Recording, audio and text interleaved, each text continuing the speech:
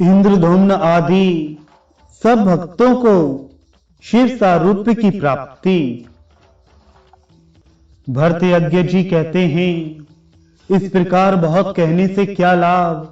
संसार में जो जीव किसी विलक्षण विभूति से युक्त हैं, उनकी यह विशेषता भगवान शिव के आराधना के प्रभाव से ही हुई है। यदि धर्म, अर्थ, काम, मोक्ष की प्राप्ति का विचार बुद्धि में आता हो तो भगवान शिव की भली भांति आराधना करनी चाहिए, क्योंकि त्रिलोकी में वे ही मनोवांछित वस्तु देने वाले माने गए हैं। जो प्रतिदिन प्रातः काल उठकर इस शतरुद्रीय का पाठ करेगा, उस पर प्रसन्न हो भगवान शिव उसे सभी मनोवांछित वर प्रदान करेंगे। पृथ्वी पर इससे बढ़कर परम पवित्र दूसरी कोई वस्तु नहीं है। यह संपूर्ण वेदों का रहस्य है। भगवान सूर्य ने मुझे इसका उपदेश दिया था। शतरुद्रीय का पाठ करने पर मन, वाणी और क्रिया द्वारा आचरित समस्त पापों का नाश हो जाता है। जो शतरुद्रीय का जप करता है, वह रोगातुर हो तो रोग से छूट जाता है।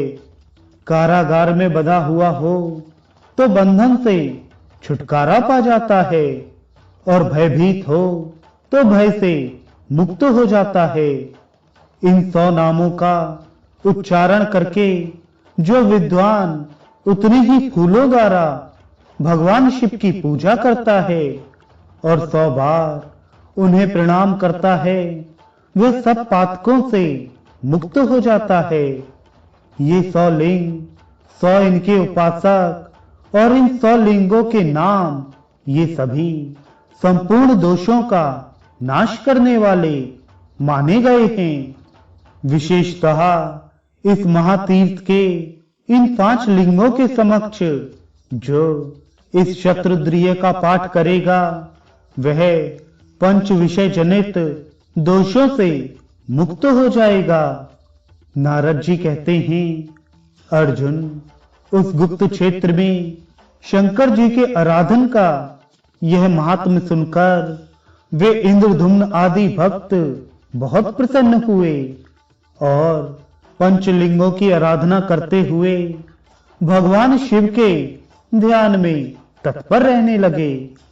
तदनंतर बहुत समय बीत जाने पर उनकी विशेष भक्ति से प्रसन्न हो भगवान शंकर ने उन्हें प्रत्यक्ष दर्शन दिया और इस प्रकार कहा, हे वक, उलुक, गिरध, कक्षक और राजा इंद्रधुम्न, तुम लोग मेरी सारूप्य मुक्ति को प्राप्त होकर मेरे ही लोक में निवास करोगे। लोमश और मार्कंडेय मुनि जीवन मुक्त होंगे।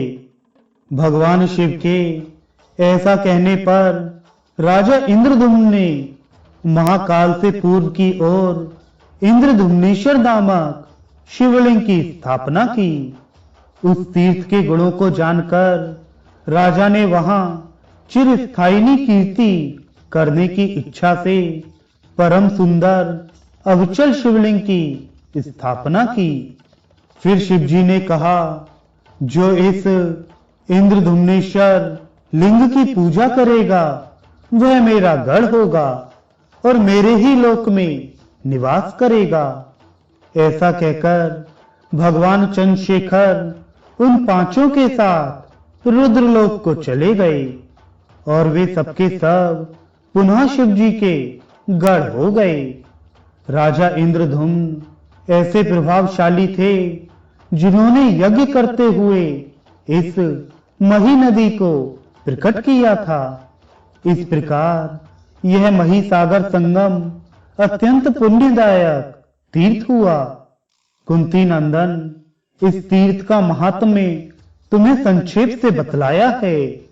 जो मनुष्य यहाँ संगम में स्नान करके इंद्रधुम्नेश्वर का पूजन करता है, उसका निवास उस धाम में होता है जहां पार्वती वल्लभ भगवान महेश्वर विराजमान हैं। यह लिंग सब प्रकार के बंधनों का नाशक तथा गणाधीश का पद प्रदान करने वाला है, क्योंकि राजा ने सब प्रकार के बंधनों का त्याग करके ही इस लिंग को स्थापित किया था। अर्जुन, इस प्रकार इस उत्तम संगम का पुण्यदायक महात्म्य तुमसे कहा है तथा इंद्रधुम्नेश्वर की भी पुण्योत्पादक महिमा का वर्णन किया है।